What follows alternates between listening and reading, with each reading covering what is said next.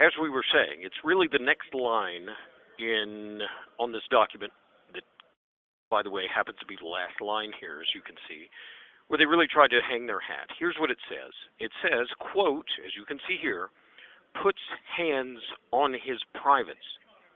That's really, really interesting because it's the quote his privates part that they were hoping to sell. Let's call it the groin.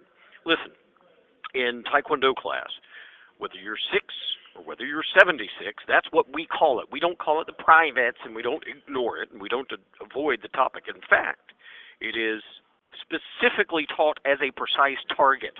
And the students of all ages, since the very beginning of time, they learn multiple attacks and blocks on and of, that target. Listen, a karate class is not a courtroom where everyone pretends. It's not a church. It's not a courtroom where everybody pretends to tread delicately, kind of tiptoeing around the language so we can pretend to be shocked or incredulous at groin talk. No, not at all. Taekwondo class and Taekwondo language and practice cannot afford to be anything but direct and bold language. So let's say groin, because that's the actual Taekwondo language. Since the indictment fraudulently alleges absolutely nothing, it's blank, as you can see, the arrest affidavit too, nobody had any clue what exactly I was being accused of until I had secured this document right here. That, by the way, again, I remind you, they tried to hide from me. Lori Basham was able to get her hands on it, though, the actual interview notes. Otherwise, there's absolutely no hints, and it's just from this line, the notes of the actual questioning of Miss Orange, that I could actually glean where they might have tried to go.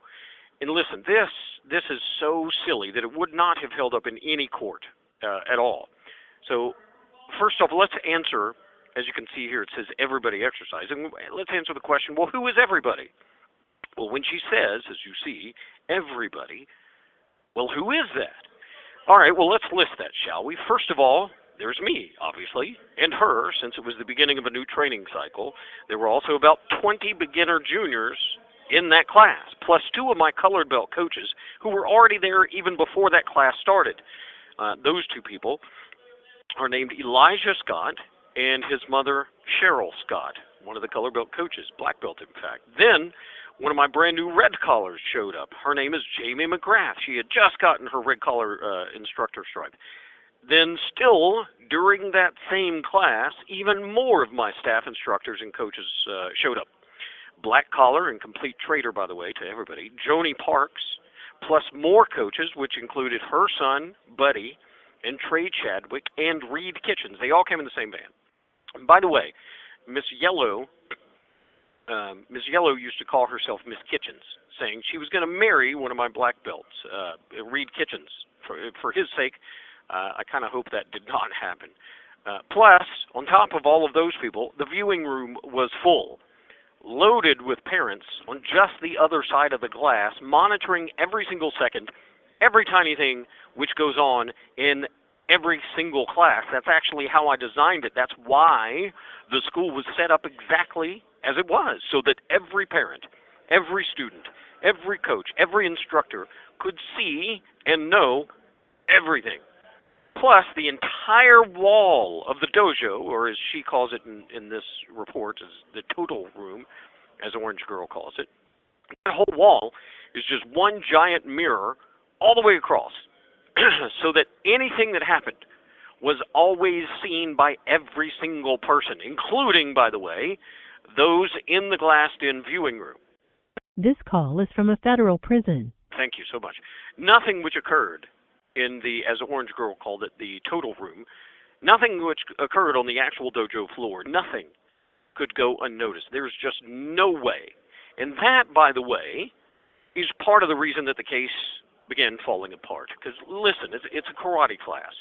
It's an ancient curriculum, which is not the least bit shy about the groin. It's taught as a specific target, and that's unavoidable. Even in the purple belt young, or kata, for those of you who Nihongo wakarimasu, a form, a pattern, which is hundreds of years old, there are 2 spear hands to the groin. This is for purple belts, by the way, of all ages. It doesn't matter if you're a child or not. Every single requirement is exactly the same for everyone for 200 generations. There's no way to avoid the privates or the groin in martial arts. But even that is not what she's describing here. What Orange Girl was being told, as you can see here, being told by her mother to say was, a stance, the Barreau stance, the at-ease stance. Her claim, literally, explicitly so, as you can read here with your own eyeballs, is not that I, quote-unquote, fondled anyone. She doesn't even allege that, even though that's what the word fondling sounds like, though, isn't it? What she's trying to say to Marie Steele here isn't that I touched her, quote, privates. Nope. What she's describing is actually the exact opposite. She's claiming that when I adjusted her hands in that stance that, quote, everybody, those are her words, was doing behind her back, she's saying that she touched my groin. So get this straight. She, the so-called victim, never claimed that she was groped or touched or fondled, as the statutory language was written in the 1980s. She never even claimed that. But that's not what the news kind of implies, has implied for the last 12 years. That's not at all what was said in the actual interview itself. But that's not what the reporters are trying to make you think. That's not what Stephen Thomason was trying to make you think. The actual statement, which, by the way, this explains why it's not even legally alleged, since it's not in the indictment. The indictment is blank. The actual statement is that she touched me there. No one ever groped that girl.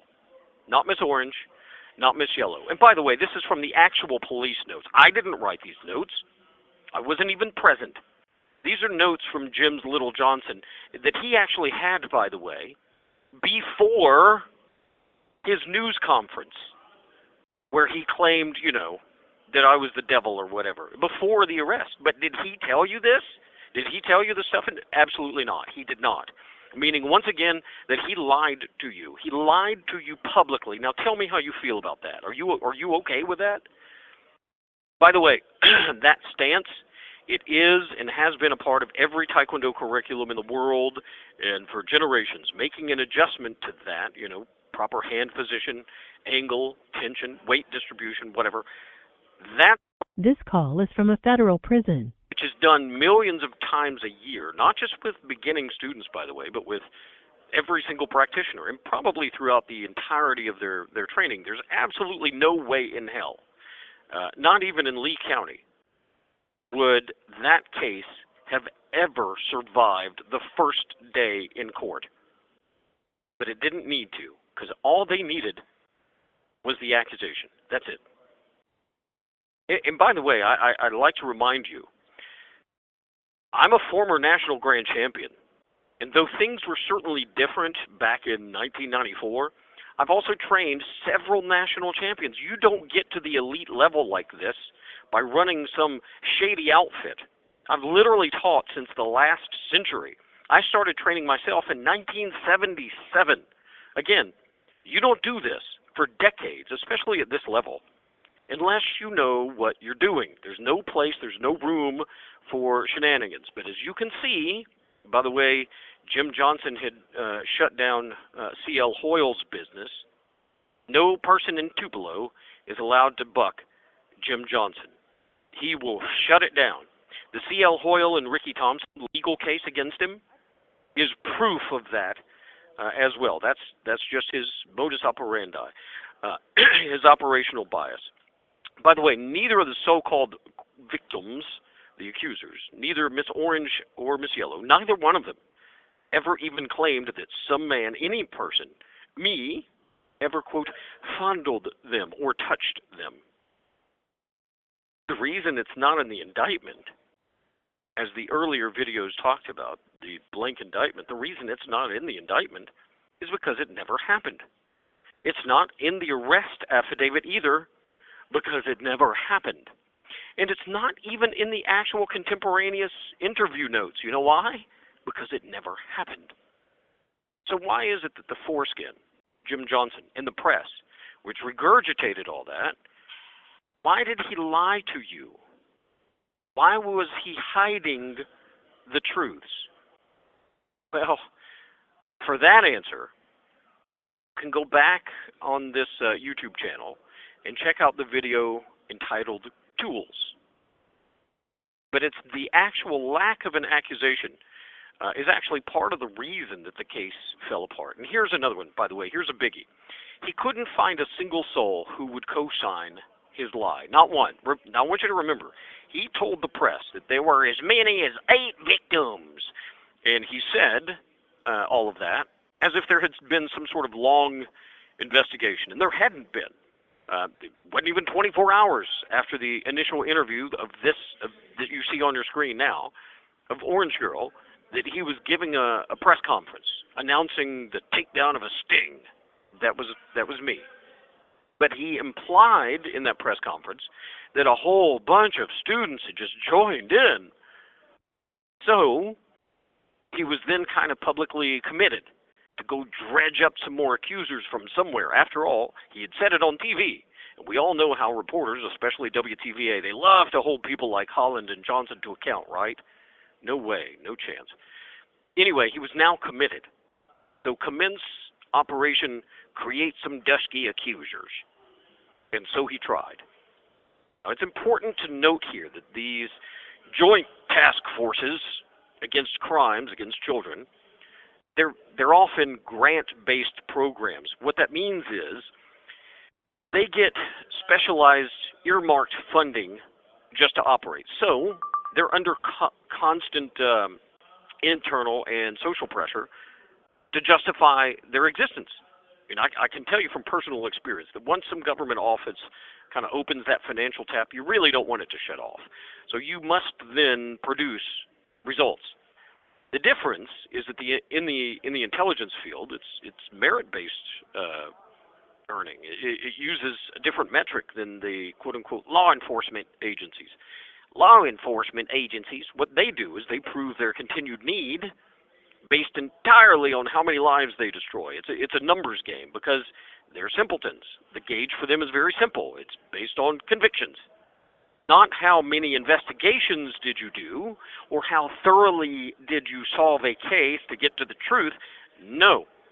It's actually instead based on, well, how many people has that task force sent to prison? That's it. That's how they justify their grants. So in the eyes of those joint task forces, there's really no such thing as a false accusation. It's really just kind of an opportunity for them, everyone. Every single new case results in imprisoning some man, it's always some man, by the way, and wrecking all the lives around that suddenly accused man, which, again, all it takes is the accusation. Because the social pressures of the movements of Me Too and Believe Her, it really only made it all worse. And in this particular case, since no one bothered, thanks a lot, press, since no one bothered with even asking any of the details, that is, no one bothered to learn that there weren't any details, then it looks like people just wanted to fill in those knowledge gaps with whatever sordid, twisted image that they wanted to. They felt free to think and assume the worst, but the pressure to go drum up some victims, that caused Foreskin Johnson and his goons to go do some seriously sick stuff.